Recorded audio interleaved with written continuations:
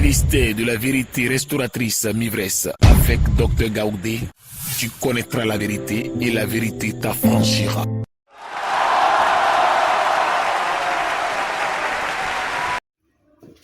Que le nom de Dieu soit béni. Amen. Je rends gloire à Dieu, béni ce Dieu merveilleux qui nous donne la parole. La parole est sous les vies. Papa, à ton nom, au nom de Jésus-Christ de Nazareth, ce matin, nous avons soif de ta parole. Nous avons soif de la connaissance de la vérité. Enseigne tes enfants que nous sommes. Papa, donne-nous la connaissance. Sauve-nous par ta parole, au nom de Jésus. Amen. La parole d'aujourd'hui que le Seigneur nous donne est tirée du livre de Lamentations. Lamentations de Jérémie. C'est tiré du livre de Lamentations. Et nous prenons la Bible, nous rentrons dans le livre de Lamentations. Après Jérémie, donc nous rentrons dans le livre de Lamentations.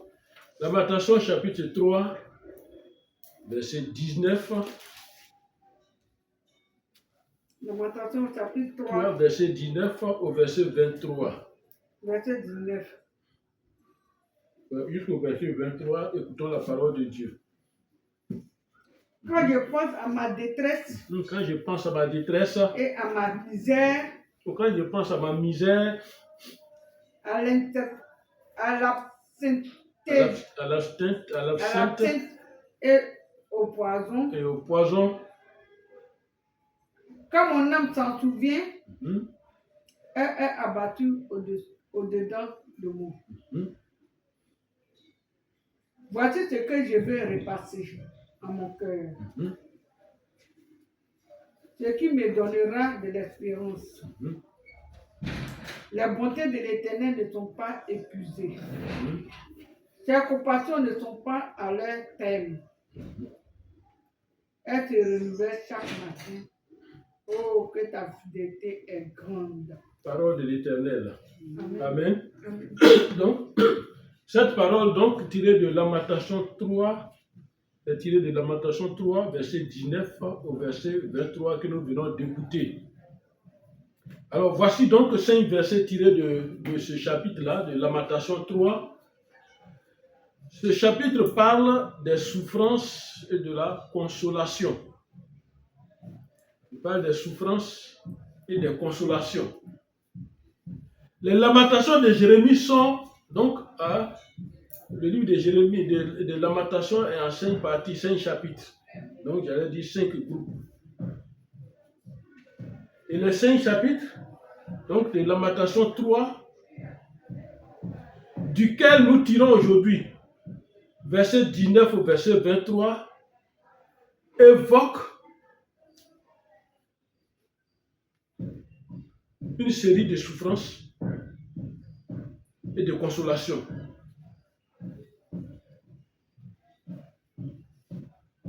Amen. Des souffrances dues au silence de Dieu.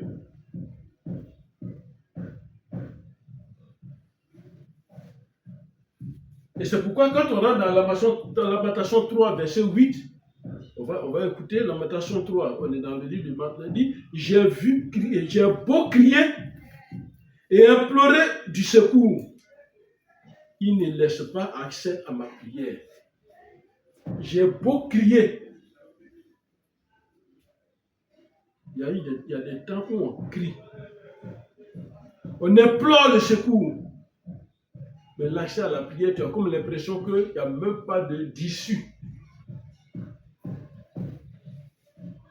La consolation est due au fait que Dieu a vu toutes les atrocités des ennemis.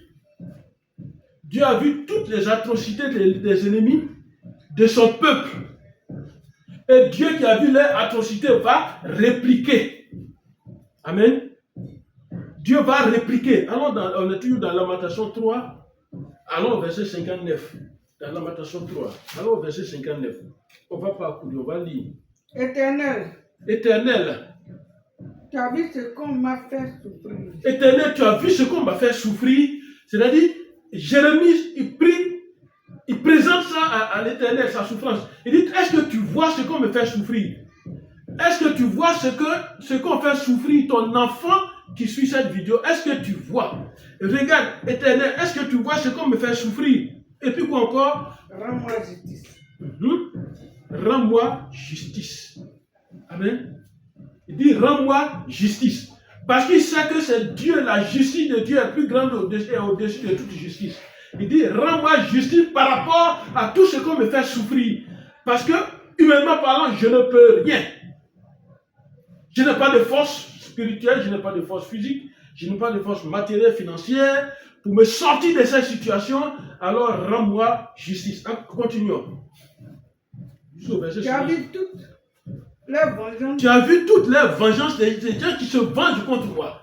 Tu as vu toutes les vengeances, tous leurs complots contre moi. Vous voyez, ce sont des mots, ce sont des choses qui se passent dans la vie. La vengeance, les complots. Regarde tout ça, Seigneur. Toi-même, regarde. Regarde les vengeances.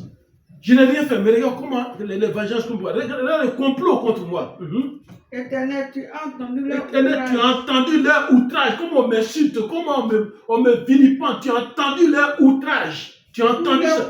Tous leurs complots contre moi. Tu as entendu. Éternel, tu as entendu. Je sais que tu n'es pas un Dieu sourd. Tu as entendu. Et il continue, il dit, les discours de mes adversaires, les discours de mes adversaires et leurs projets qu'ils formaient chaque jour contre moi. Les discours, quand ils sont ensemble, c'est de moi ils parlent et leurs projets chaque jour contre moi. Ils ont des projets. Quelqu'un a un projet contre toi. Et aujourd'hui, la puissance de Dieu va agir au nom de Jésus. Amen. Au verset 63. Regarde. Il dit, regarde. Quand ils sont assis. Regarde, quand ils sont assis, éternel. Quand ils sont assis et quand ils se lèvent, je suis l'objet de leur chanson. Amen. C'est moi, c'est mon nom qui est toujours dans leur bouche. Je suis l'objet de leur chanson. Pourquoi? Tu leur donneras un salaire. Tu leur donneras un salaire selon l'œuvre de leurs mains. Amen. Est-ce que ça, c'est un bon salaire qu'ils vont recevoir pour quelqu'un qui prie de cette manière? Tu leur donneras un salaire selon l'œuvre de leurs mains. Au verset 65. Tu les livreras à l'endurcissement de leur cœur, à ta malédiction contre eux. Tu les livreras à toi-même ta malédiction contre eux. Amen. Tu les poursuivras dans ta colère. Tu les poursuivras dans ta colère. Et tu les extermineras de tous les cieux. Ô Éternel. Amen. Voilà que Jérémie a présenté ses souffrances à l'Éternel. Et il a présenté ses souffrances à l'Éternel et la consolation qu'il veut, il a proclamé aussi cette consolation. Amen. Cela est. Jérémie pense à quoi dans sa souffrance? Il pense à la détresse, à la misère, au poison. Amen. Il y a des choses comme ça dans la vie. Quand Jérémie se souvient, quand son âme s'en souvient, son âme est abattue. Au-dedans de lui, c'est ce qu'il dit. Mon âme est abattue. Amen. Alors, voici sa consolation. Et sa consolation ce matin, c'est quoi? Sa consolation est décrite dans le texte que nous venons de lire, Lamentation 3, à partir du verset 19 que nous venons de lire, la consolation de Jérémie, et qui nous intéresse encore aujourd'hui, se trouve dans ce texte-là. Amen. Reprenons Lamentation 3.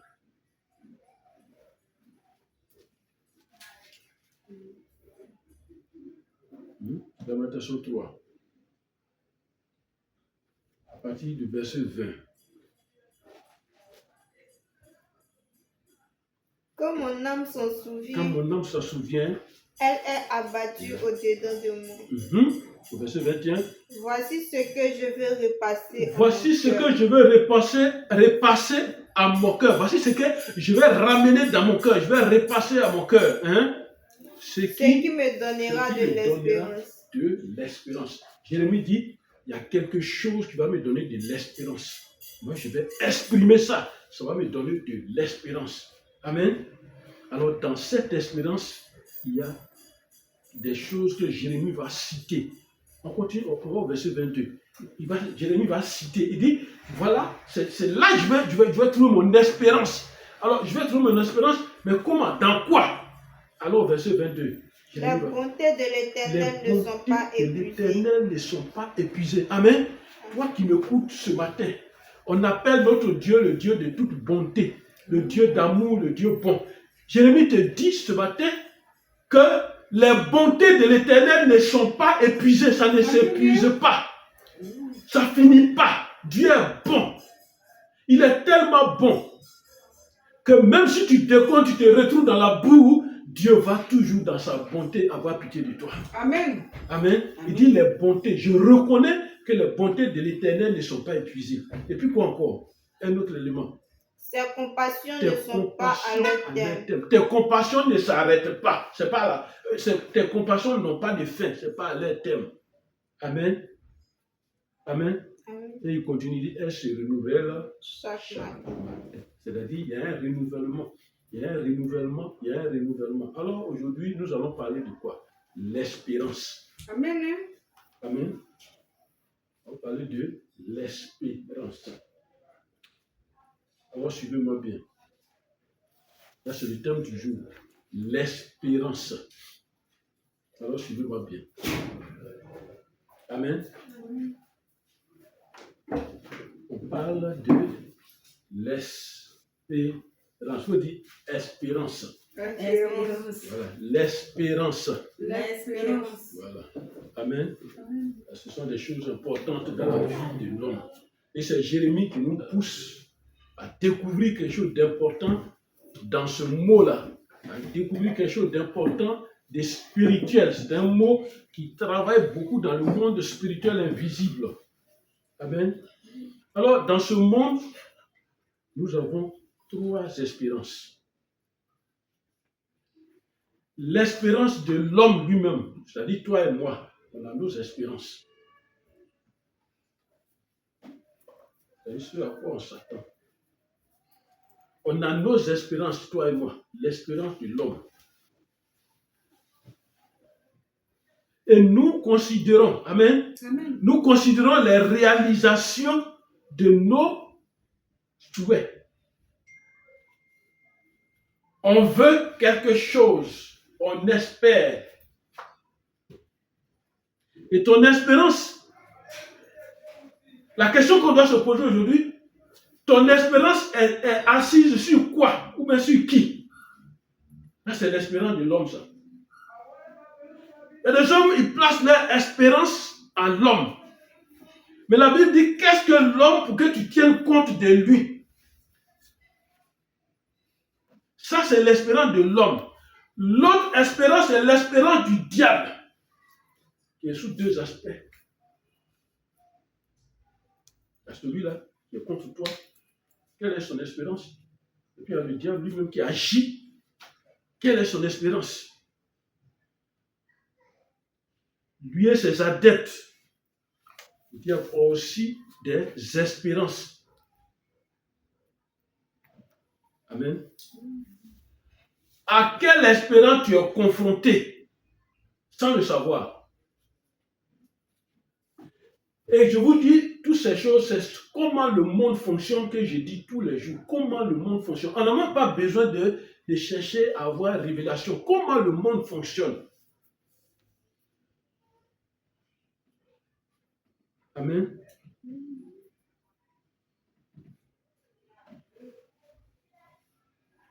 Amen. Cette espérance-là, qui soutient ton espérance? Est-ce l'homme, le diable, Dieu, Jésus-Christ? Amen. Et qu'est-ce qui est dans l'espérance? Quand on parle de espérance, qu'est-ce qui est dedans? Nous avons aussi l'espérance de Dieu. Amen. Nous avons l'espérance de Dieu. Et ces 3 espérances-là nous gèrent et nous sommes dans ce monde-là. Alors suivez-moi très bien pour qu'on découvre ce qui est dans l'espérance. Amen. C'est-à-dire quand j'espère à quelque chose, pourquoi je n'arrive pas? Je voudrais te parler aujourd'hui. C'est un sentiment qui est en chacun de nous. Je voudrais te parler aujourd'hui de ce sentiment qui fait entraver comme quelque chose, amen, Amen. comme probable la réalisation de nos désirs dans nos vies. C'est un sentiment qui est en nous. Cette espérance. L'homme, le diable et Dieu ont ce sentiment-là. C'est-à-dire, je suis là, je me dis, j'espère avoir un avion. C'est une espérance. Amen. Mais nous trouvons quoi dans ce sentiment-là? Qu'est-ce qui est dedans, dans l'espérance? Quand je projette, je dis, j'espère, j'ai l'espérance que je vais avoir un avion. Qu'est-ce qui est dans cette espérance qui peut me pousser à réaliser ça? Il y a l'assurance. Alors, en disant ces mots, comparer maintenant l'homme, diable, Dieu. Il y a l'assurance. Là où je place mon espérance, là où je considère mon espérance, là où je vais avec mon espérance, je dois aller avec une assurance. C'est-à-dire, je dois être sûr, sans tanguer. Je dois aller avec une assurance que la chose là va atteindre son but. Il y a aussi la certitude, c'est-à-dire je suis sûr que ce que je fais va aller. Mais l'homme a des limites. Alors, en étant dans mon assurance, parce qu'il y a l'assurance, il y a la certitude, et puis il y a l'attente. Amen. Amen. C'est-à-dire, quand j'ai pris tout ça, j'attends. Pardon. Parce qu'il y a le temps.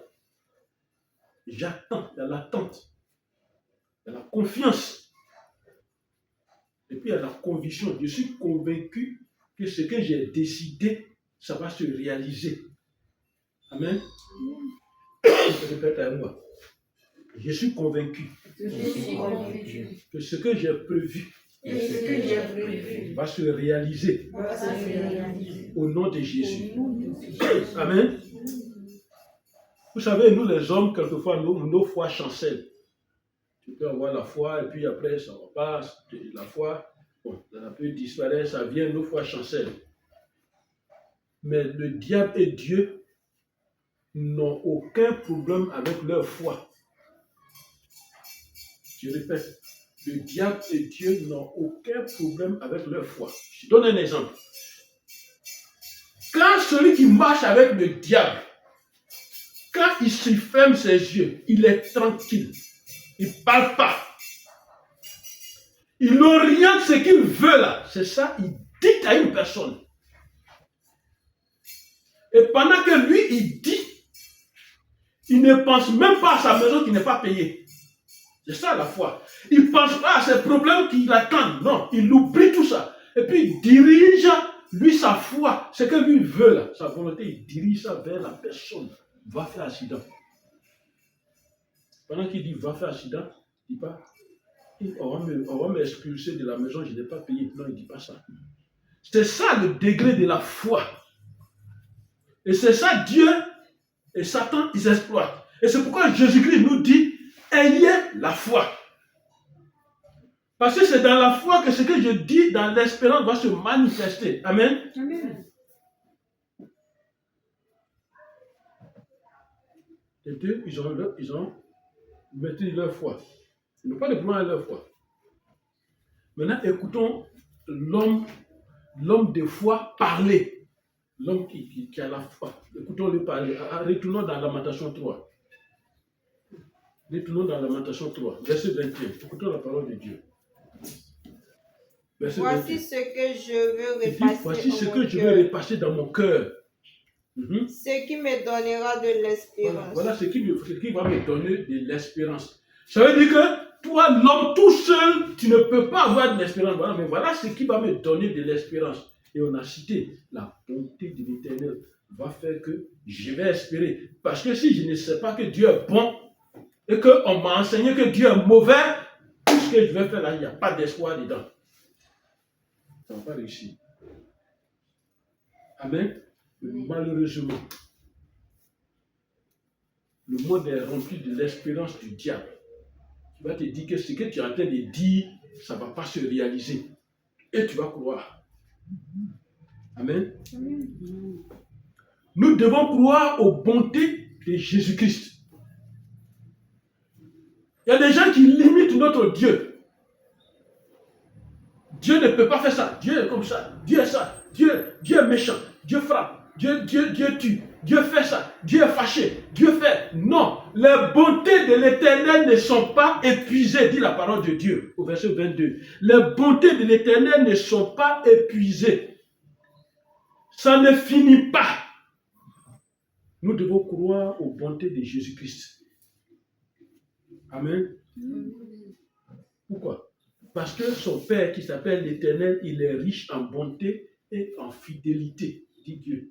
Amen. Amen. Quand on dit il est riche en fidélité, ça veut dire, lui il est fidèle. Si tu donnes bic rouge à Dieu, tel que ça y est, si tu demandes mon bic rouge, c'est même bic rouge, il ne va rien écrire, il ne va rien arracher, c'est la même chose là qu'il va te donner, c'est ce qu'on appelle fidélité de Dieu. Ce que Dieu dit, il fait, il respecte sa parole à la lettre. Ce qu'il dit, il fait. Amen. Amen. Et c'est pourquoi on prend le mot fidélité, on met dans le couple, on dit entre femme et homme, on explique bien ça, on comprend là bien la fidélité dans ça. Mais quand tu prends Dieu, tu le mets ici. Il est même Dieu. Il vient là, il est même Dieu. Il n'y a pas un Dieu qui est pour l'autre, un Dieu qui est différent, qui est pour l'autre, un Dieu qui est différent, qui est pour l'autre. Non, il est le seul vrai Dieu incorruptible. Amen. Amen. Riche en bonté et en fidélité. Jésus ne fait que du bien. Il ne fait que le bien et est bon pour nous. Il fait tout ça bon et il est bon pour nous. Amen. Il faut retenir ça. Jésus est bon pour nous. Hein? Ne pense pas à un Dieu qui est méchant, qui te voit mal. Entre nous, qu'est-ce qu'on va donner à Dieu pour qu'il soit satisfait? À lui, la Bible dit, à l'Éternel, la terre et ce qu'elle renferme, le monde et ceux qui l'habitent. Nous lui appartenons, tout lui appartient. Amen.